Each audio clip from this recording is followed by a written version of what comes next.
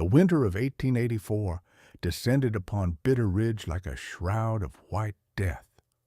Snow fell in thick curtains across the Wyoming mountains, burying everything beneath layers of ice and silence. In the small frontier town nestled at the base of those unforgiving peaks, Eleanor Ellie Tate pressed herself against the rough wooden wall of the general store, trying to become invisible. "Look at her!" Martha Hawkins sneered, her sharp voice cutting through the cold air. "Taking up the whole doorway. How's anyone supposed to get past that whale?" Laughter erupted from the cluster of women gathered near the store's entrance. Ellie felt her cheeks burn despite the freezing temperature. She clutched her worn shawl tighter around her shoulders, wishing she could disappear into the weathered planks behind her. "My Henry says she eats enough for 3 men," another woman chimed in. "No wonder old Mr. Peterson can barely keep his shelves stocked." Ellie's hands trembled as she reached for the small basket she'd set down. Inside were the few supplies she'd managed to purchase with the meager coin she'd earned from mending clothes, work no one else wanted to do.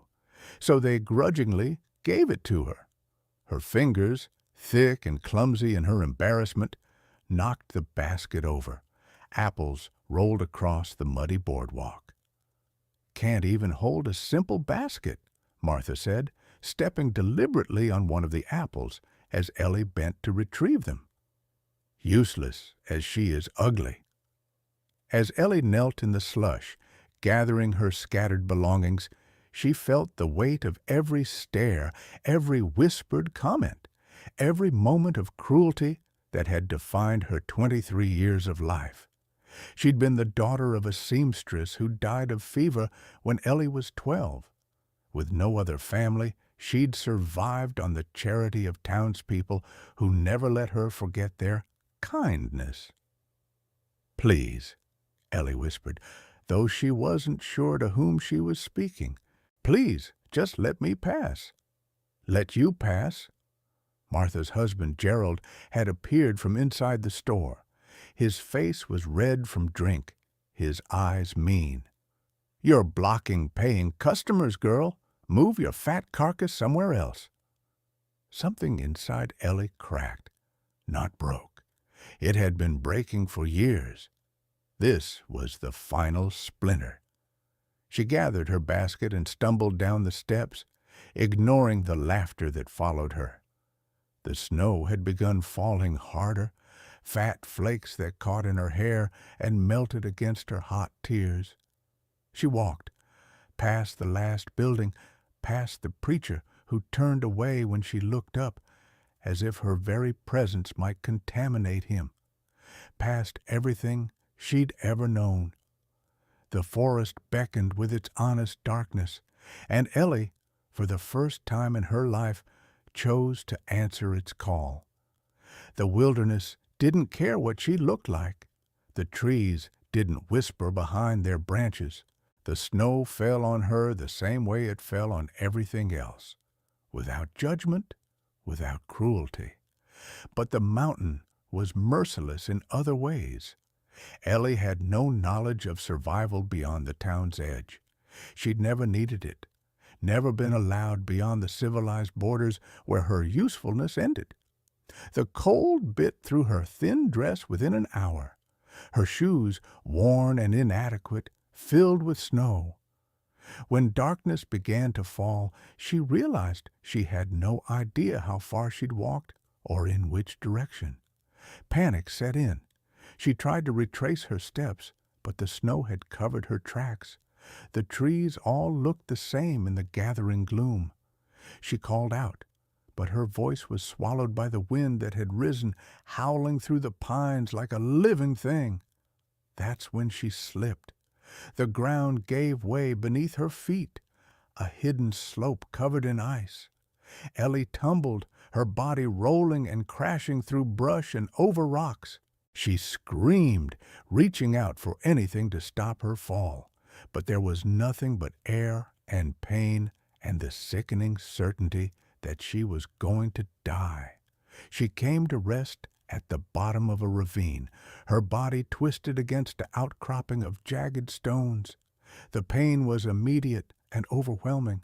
Her right side felt like it was on fire. When she tried to move, agony shot through her leg and hip.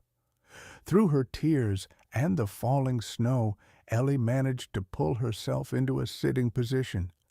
That's when she saw the blood. It was everywhere, soaking through her dress, staining the white snow around her in spreading crimson pools. A sharp rock had torn through the fabric and into her flesh, leaving a gash that ran from her upper thigh across her hip. "No," she whispered, her hands shaking as she pressed them against the wound. "No, no, no." The blood kept coming. She grabbed the hem of her dress, ripping at the fabric to create a makeshift bandage. But as she looked down at her exposed leg, at the torn flesh and the blood, and the way her body looked in the dim light, something inside her shattered completely. "I'm not clean anymore," she sobbed, the words torn from somewhere deep in her soul. I'm dirty. I'm ruined." In her mind, the voices of the town echoed, unclean, impure, unwanted. The wound felt like a physical manifestation of everything she'd ever been told about herself. Ugly, broken, wrong. She pressed the cloth against her leg, but her hands were clumsy with cold and shock. "I'm not clean anymore," she cried again, louder this time, as if confessing to the uncaring forest. "God help me, I'm not clean." The world began to fade. The cold was winning. Ellie's vision blurred.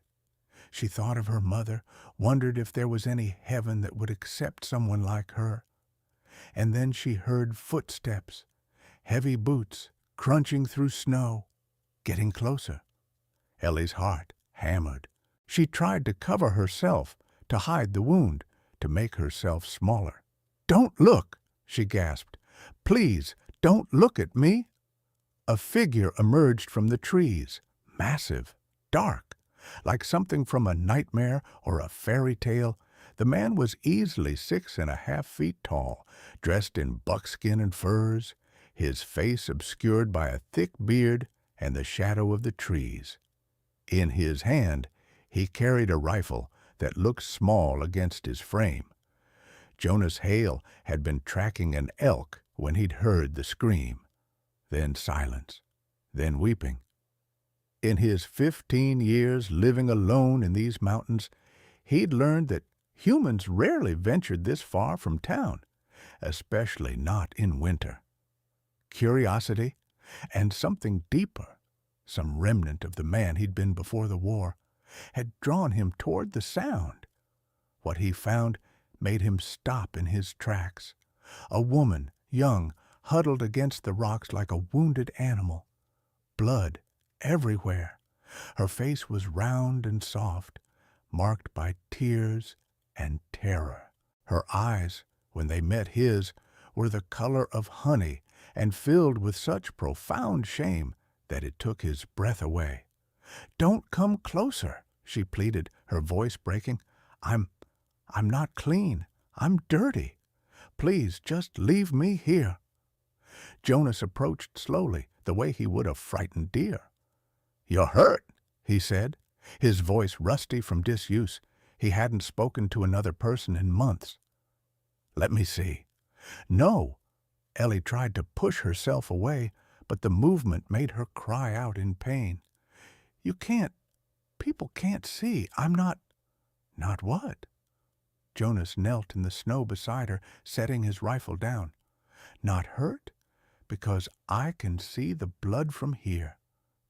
"Not clean anymore?" Ellie whispered, fresh tears streaming down her face. "The wound! I've been touched by the rocks, torn open. I'm ruined. I'm not pure anymore. "You're bleeding to death," Jonas interrupted, his tone firm but not unkind. "And if you don't let me help you, you won't have to worry about being anything at all." He reached for the cloth she'd pressed against her leg. Ellie grabbed his wrist with surprising strength. "Please," she begged. "In town they said a woman who's been opened up, who's been wounded there, who shows her body to a man. She's dirty. She's nothing. I've already endured so much shame. Don't make it worse. Just let me die here." Jonas looked at this broken woman, and something in his chest, something he'd thought dead since Shiloh, since watching his brothers in arms torn apart by cannon fire, stirred back to life. "Miss," he said quietly, "I've seen men torn open from throat to belly, their insides spilling into mud. I've held boys not yet grown while they died, calling for their mothers. I've watched gangrene turn living flesh black and watched surgeons saw off limbs to save lives. And not once, not one damn time, did I think those men were dirty or impure or whatever poison the folks in town have been feeding you." He gently removed her hand from his wrist. "You're hurt, that's all, and I'm going to help you. If you got objections to that, you can file them with God after I've stopped you from dying." Before Ellie could protest further, Jonas carefully lifted the blood-soaked cloth. His expression, visible now that he'd moved closer, was hard to read. He examined the wound with the practiced efficiency of someone who'd seen combat injuries. "It's deep," he muttered, "but clean as far as cuts go. No debris I can see, that's good." Without ceremony, he pulled off his heavy coat and wrapped it around her shoulders. Then he slid one arm under her knees and the other around her back. "Wait," Ellie gasped. "You can't. I'm too heavy. You'll hurt yourself. I can walk. Jonas lifted her as if she weighed nothing at all. She was solid, yes, but he'd hauled full-grown elk through these mountains. Her weight was negligible compared to the burden of leaving another person to die. "My cabin's not far," he said, adjusting his grip. "You need to stay conscious if you can. Talk to me. What's your name?" "Eleanor," she whispered against his chest, too weak to maintain her protests. "But everyone calls me Ellie." "Jonas Hale," he replied, beginning the trek through the snow. "And Ellie, I need you to keep talking. Tell me about the town. Tell me anything." "Why?" Her voice was fading. "Because if you stop talking, you might stop breathing, and I didn't carry you this far just to have you quit on me now." So Ellie talked, haltingly at first, then in a rush.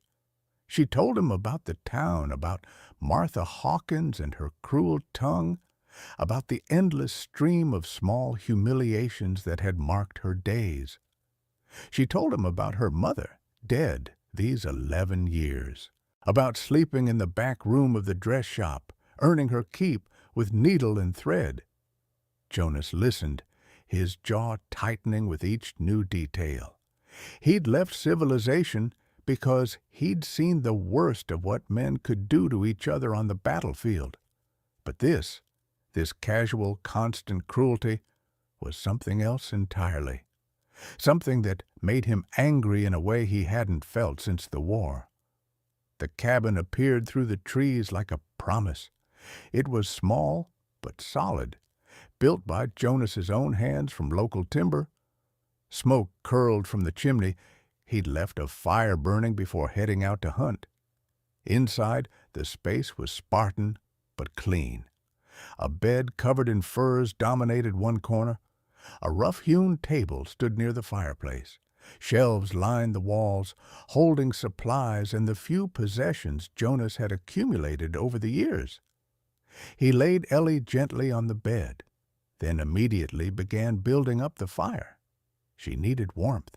He needed light to see what he was doing. "I have to examine the wound properly," he said, not looking at her as he lit several oil lamps. and I'm going to need to clean it and stitch it closed. I won't lie to you. It's going to hurt like hell." "I don't care about the pain," Ellie said, her voice small. "But I can't let you see. It's shameful. A woman's body, especially one like mine." Jonas finally turned to face her. In the lamplight, she could see his face clearly for the first time. He was younger than she'd initially thought, perhaps 35. His features were weathered but strong, and his eyes, deep-set and dark, held a weight that spoke of hard experience. "Ellie," he said, pulling up a chair beside the bed, "I'm going to tell you something, and I need you to hear it. Really hear it. There is nothing shameful about your body, nothing shameful about needing help when you're hurt. The people who taught you otherwise, they're the ones who should be ashamed." He reached out slowly, giving her time to pull away, and took her hand in his large, calloused one. "I've seen the worst humanity has to offer. I've seen what we do to each other when we forget compassion. And I made a promise to myself when I came to these mountains. I wouldn't be that kind of man anymore. I wouldn't add to the world's cruelty." Tears streamed down Ellie's face. "You don't understand.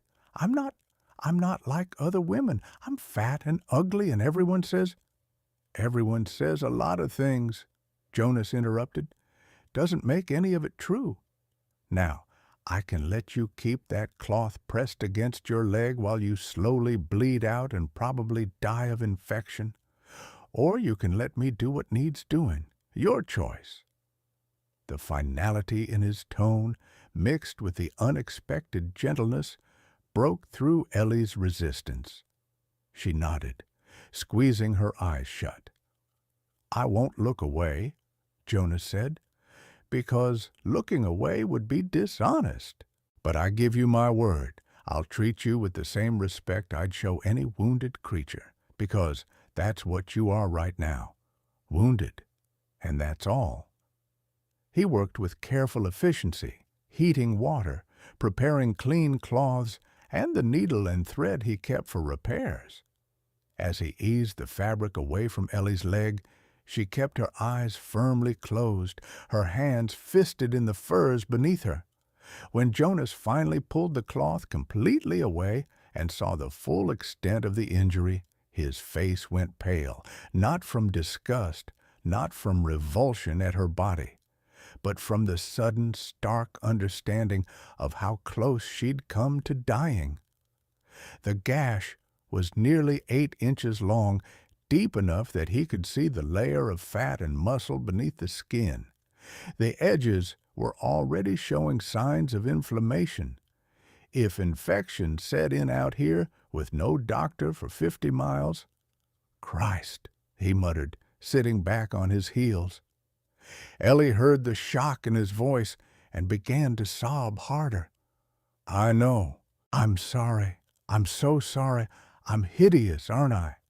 You can just leave me here. I won't tell anyone. I'll just—" "Stop." Jonas's voice was sharp enough to cut through her spiral. "Stop that right now." He moved up to sit on the edge of the bed, and to Ellie's shock, he took her face gently between his hands, forcing her to look at him. "I went pale because that wound is serious, because you could have died, because if I'd been 30 minutes later tracking that damn elk, I'd have found your frozen corpse in that ravine." His thumb brushed away her tears. "Not because of how you look, never because of that. But everyone says—" "I don't care what everyone says. I care what's true. And the truth is, you're hurt, you're scared, and you've been treated abominably by people who should have known better. That's what matters here, not the size of your body, not some twisted idea of purity that has nothing to do with actual humanity." He released her face and returned to his workstation, Now, I'm going to clean this wound. It's going to hurt. If you need to scream, scream. If you need to curse, curse. Hell, if you need to hit something, hit me. But we're getting this done." The process was agony. Jonas cleaned the wound with whiskey, and Ellie did scream, her voice echoing off the cabin walls. He worked steadily, his hands gentle despite their size. When he began stitching, Ellie bit down on a leather strap he'd given her, tears streaming continuously down her face. "Almost done," Jonas murmured, his focus absolute. "You're doing well. Just a few more." When he finally tied off the last stitch and bandaged the wound with clean cloth, Ellie was shaking from pain and exhaustion. Jonas covered her with several layers of furs, then prepared a cup of tea laced with laudanum. "Drink this," he said, supporting her head. "It'll help with the pain and let you sleep." Ellie sipped the bitter liquid, her eyes never leaving his face. "Why are you being kind to me?" Jonas was quiet for a moment, settling into the chair beside the bed. "Because someone should be. Because you deserve it. Because—" He paused, staring into the fire. "Because I know what it's like to feel dirty, to feel like you can never wash away what's happened to you." "The war?" Ellie asked softly. "The war," Jonas confirmed. "I did things, saw things, things that don't wash off, no matter how many years you spend trying. When I came to these mountains, I thought I'd just fade away, become part of the wilderness, not have to look at myself in another person's eyes. But you saved me." "Maybe you saved me," Jonas said, so quietly Ellie almost didn't hear. "Maybe we saved each other." As the laudanum began to take effect, Ellie's eyelids grew heavy. The last thing she saw before sleep claimed her was Jonas, sitting vigilant beside the bed, his rifle across his knees, standing guard against the darkness. The next morning, Ellie woke to find herself alone in the cabin. For a moment, panic seized her. Had it all been a dream? But no, the throbbing pain in her leg was real, and she was indeed lying in a strange bed, covered in furs. The door opened, admitting a blast of cold air, and Jonas, his arms full of firewood. "You're awake," he said, setting down his load. "Good. I was starting to worry. How's the pain?" "Bearable," Ellie lied. Jonas gave her a look that said he didn't believe her, but wouldn't press. "I've got stew on. You need to eat. Build your strength back." Over the next few days, a routine established itself. Jonas would wake early, tend to the fire, check Ellie's wound, and prepare simple but nourishing meals. Ellie, still weak but growing stronger, would insist on helping with small tasks, mending his shirts, organizing his supplies, anything to feel useful. "You don't have to earn your keep," Jonas told her one afternoon as she struggled to thread a needle with shaking hands. "You're healing. That's work enough." "I can't just lie here," Ellie protested. "I've never been able to just exist. I've always had to be useful, or else what? Or else I don't deserve to take up space." The words came out in a whisper. Jonas set down the knife he'd been sharpening. "Ellie, look at me." She did, reluctantly. "You don't have to be useful to deserve space. You don't have to be productive to deserve kindness. You don't have to be anything except yourself to deserve to exist." "That's easy for you to say," Ellie said, a touch of bitterness creeping into her voice. You're strong, capable. You live out here on your own, providing for yourself. You don't understand what it's like to be—" "Useless," Jonas finished. "Broken, damaged. Yeah, Ellie, I do. Every man who came back from that war knows exactly what it feels like. We were trained to be soldiers, to be killing machines. And then it ended, and we were supposed to just go back to normal, be farmers or shopkeepers or husbands again. He stood, moving to the window. Outside, snow continued to fall. I tried. God knows I tried. But I couldn't sleep without seeing the faces of the boys I'd killed. Couldn't look at my own hands without remembering what they'd done. My fiancée. She tried to understand. But how could she? How could anyone? What happened to her? Ellie asked softly. She married someone else. Someone who could be normal. And I came here. He turned back to face her. So don't tell me I don't understand feeling like you're taking up space you don't deserve. I understand all too well. A week passed, then two. The wound was healing cleanly thanks to Jonas's careful attention. Ellie grew stronger, able to move around the cabin with increasing ease. The constant pain had faded to a dull ache. But something else was growing between them, something neither of them had expected or knew how to name. Ellie found herself watching Jonas as he worked. The way his hands, so large and rough, could be so gentle when checking her bandages. The way he hummed sometimes while cooking, old war songs turned into wordless melodies. The way he always made sure she had the warmest furs at night, even if it meant he was cold. Jonas found himself listening for Ellie's voice, for her soft questions about his life in the mountains. He noticed the way she smiled when she successfully completed a task, the pride that lit up her face. He noticed how her presence made the cabin feel less like a hiding place and more like a home. One evening, as they sat by the fire, Ellie in the bed, Jonas in his chair, she asked him about his family. "Ma and Pa died before the war," he said. "Fever took them both in the same week. Had two younger sisters. They married and moved east. I get letters sometimes, left at the trading post. They beg me to come back to civilization." "Why don't you?" Jonas was silent for a long moment. "Because out here I don't have to pretend. I don't have to act like I'm not haunted. The mountains don't care about my nightmares. The elk don't judge me for the things I've done." "I don't judge you," Ellie said quietly. "You don't know what I've done." "Tell me then."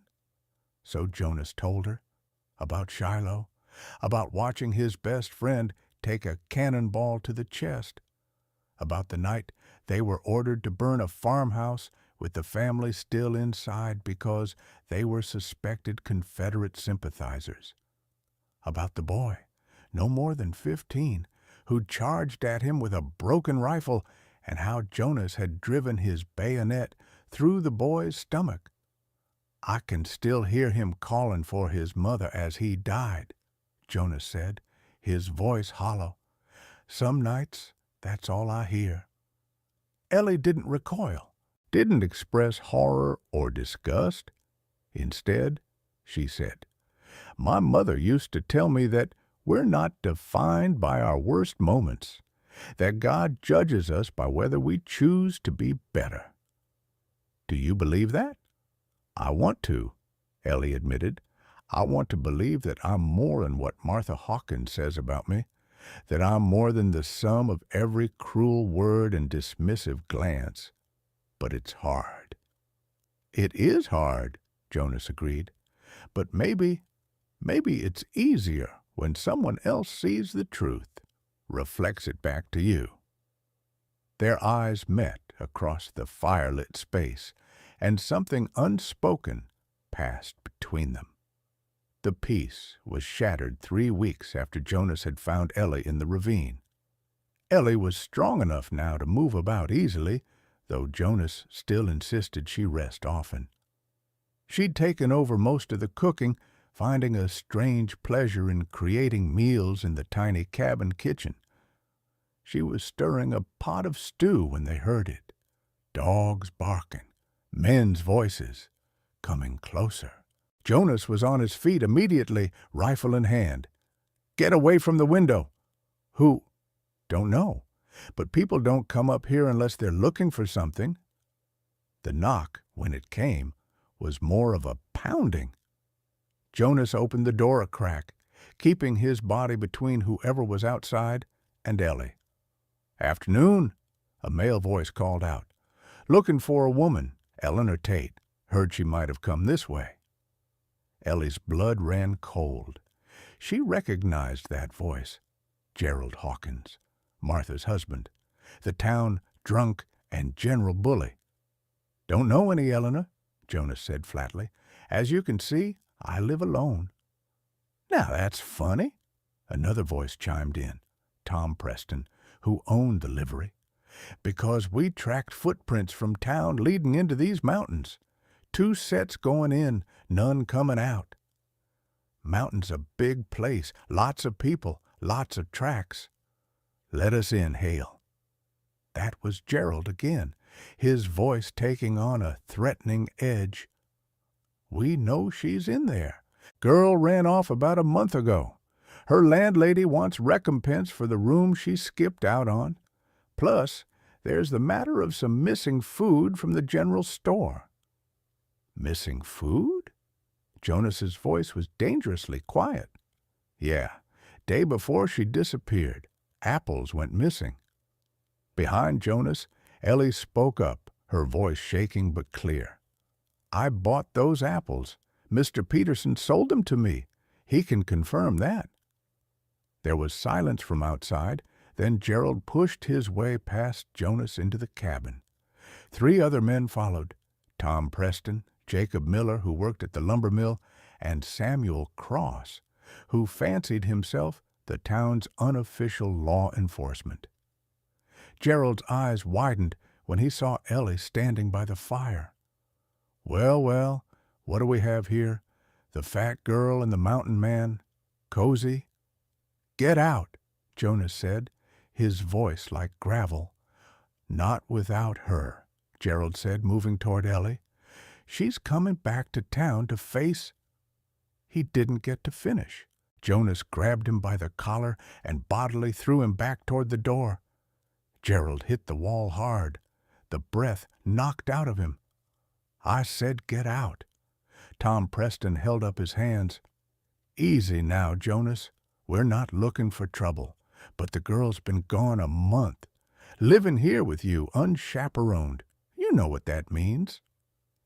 "It means she was hurt and would have died if I hadn't found her," Jonas said. "It means I did what any decent person would do.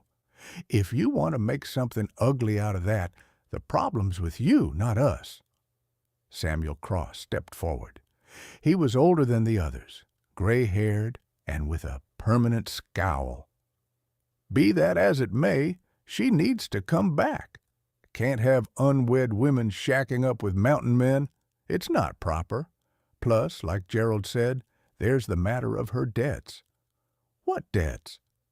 Ellie's voice was stronger now, anger replacing fear. "I owed nothing. I paid for everything I ever had in that town with work. Work none of you wanted to do yourselves." "There's still the matter of propriety," Samuel insisted. "A woman alone with a man. You know what that means, girl. You're ruined now.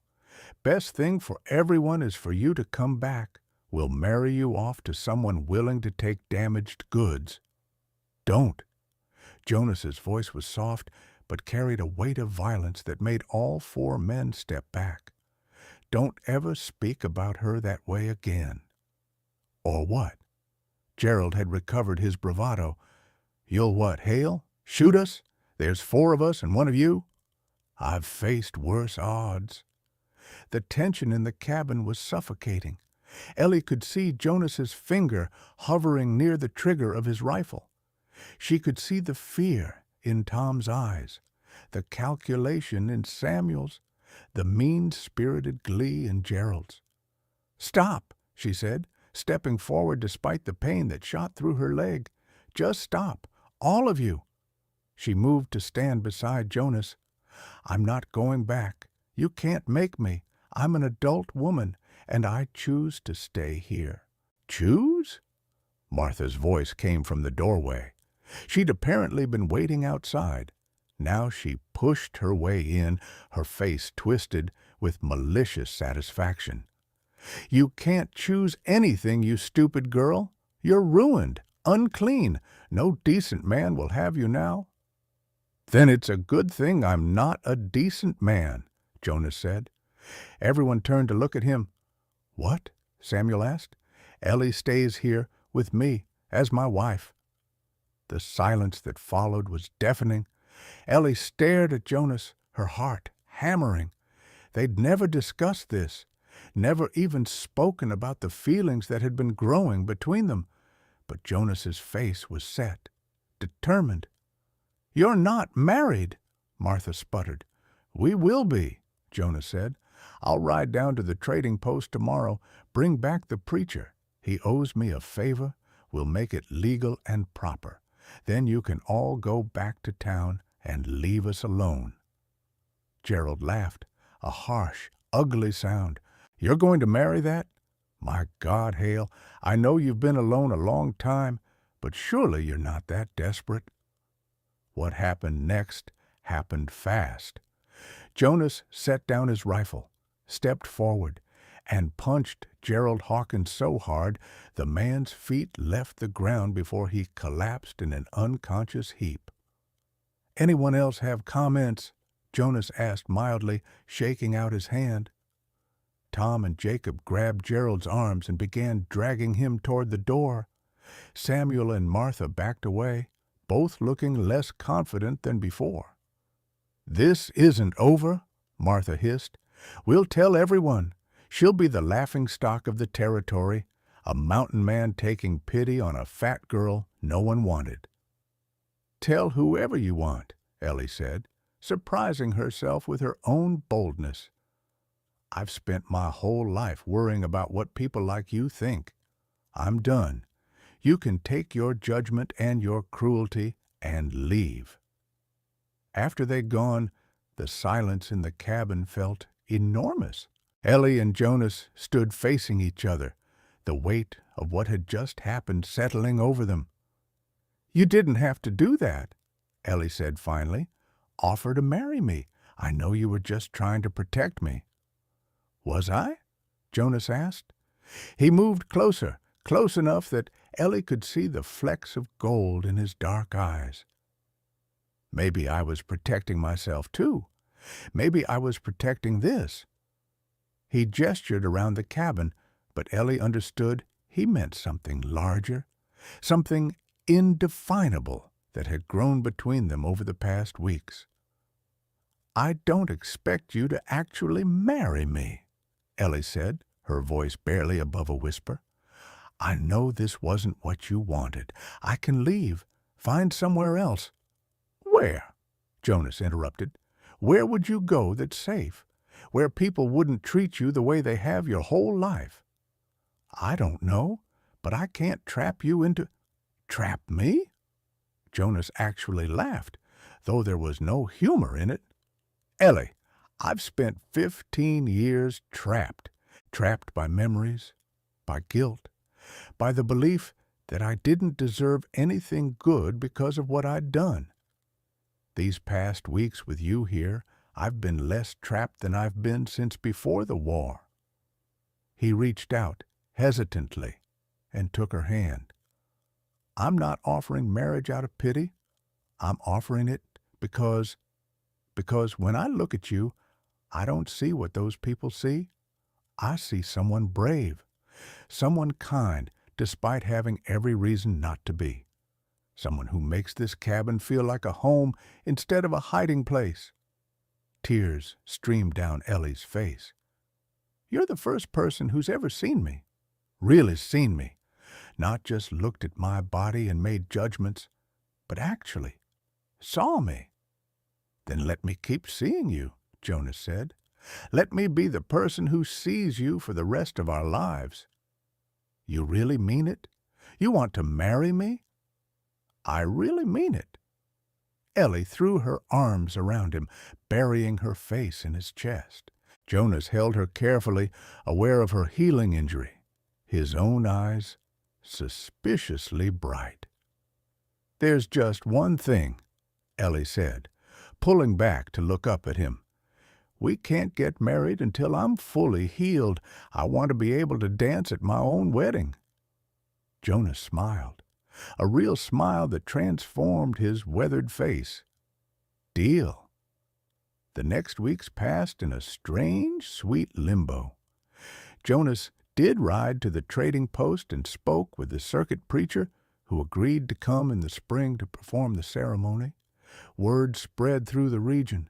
The hermit mountain man was getting married to that girl from town. The town itself was divided. Some felt vindicated in their cruelty, seeing Ellie's fate as proof of her unworthiness. Others felt a twinge of something that might have been shame, though few would admit it. But up in the mountains, none of that mattered. Ellie's leg healed completely, leaving only a thin white scar. She grew stronger, learning the ways of mountain life. Jonas taught her to shoot, to track, to read the weather in the clouds.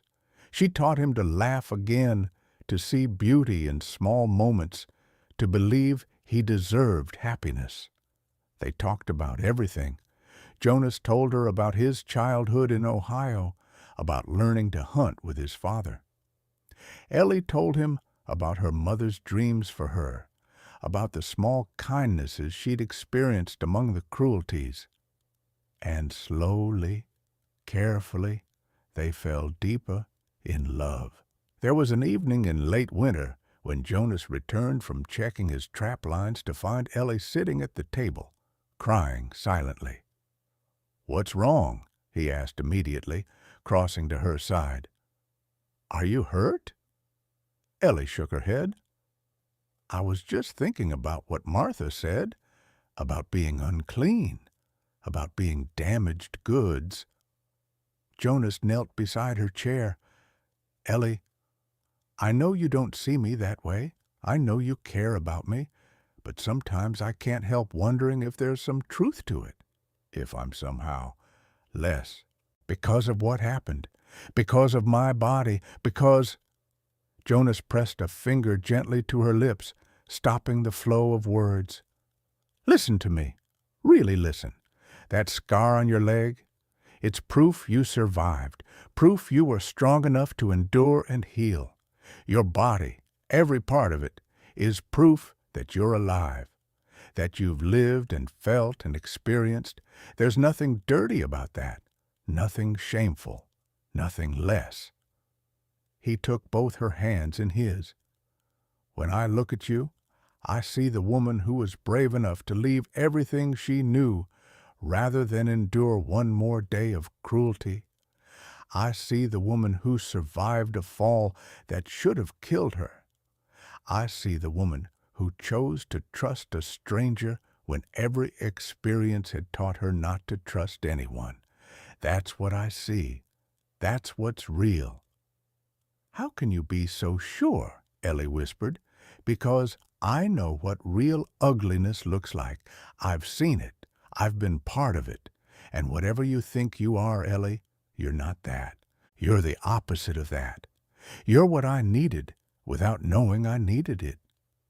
Ellie pulled him close, and they stayed that way until the fire burned low and the stars came out.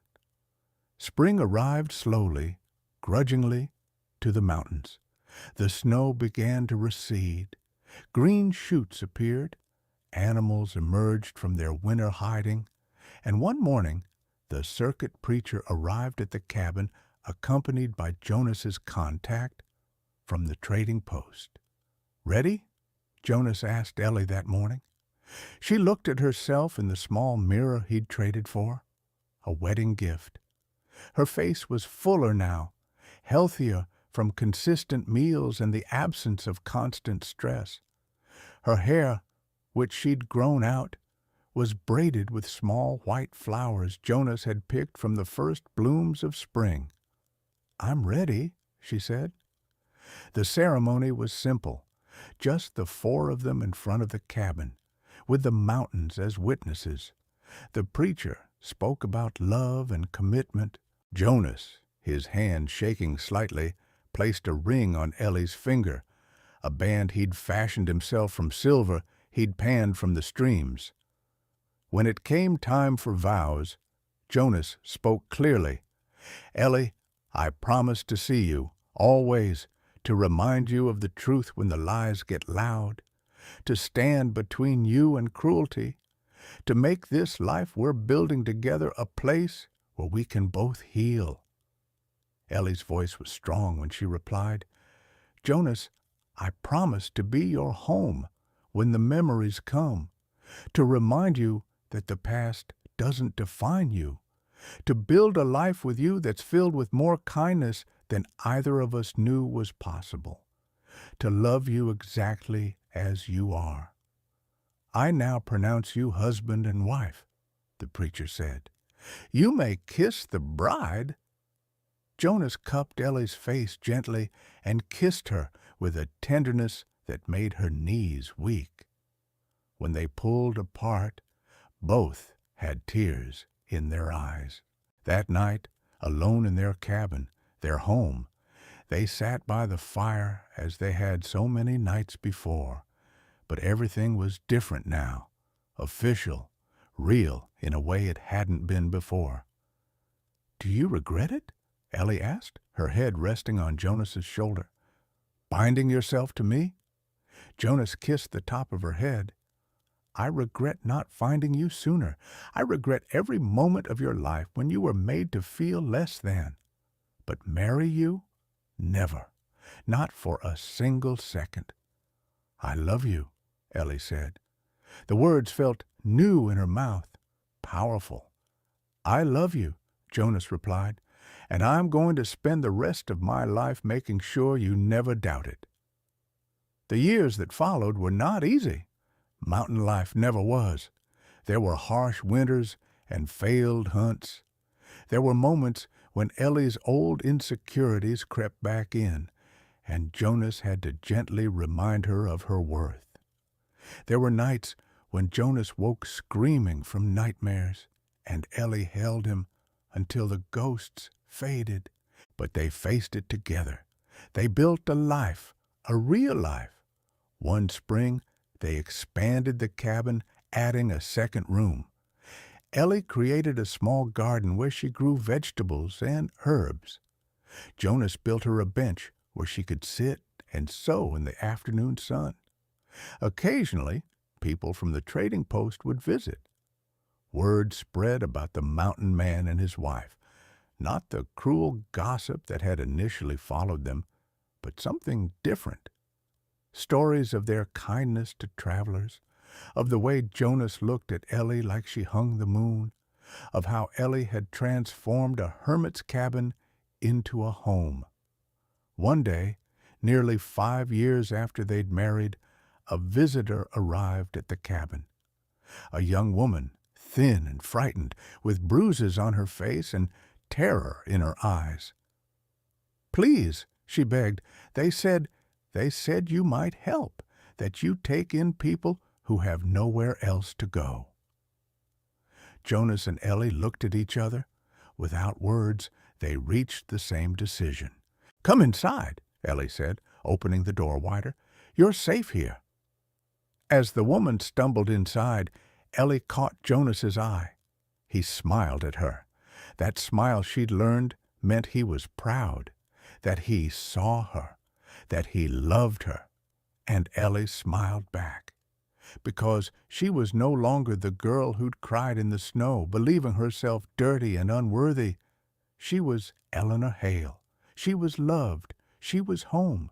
She was clean in the ways that mattered, clean of the poison others had tried to pour into her soul, clean of the belief that she was less than, clean of shame that had never been hers to carry.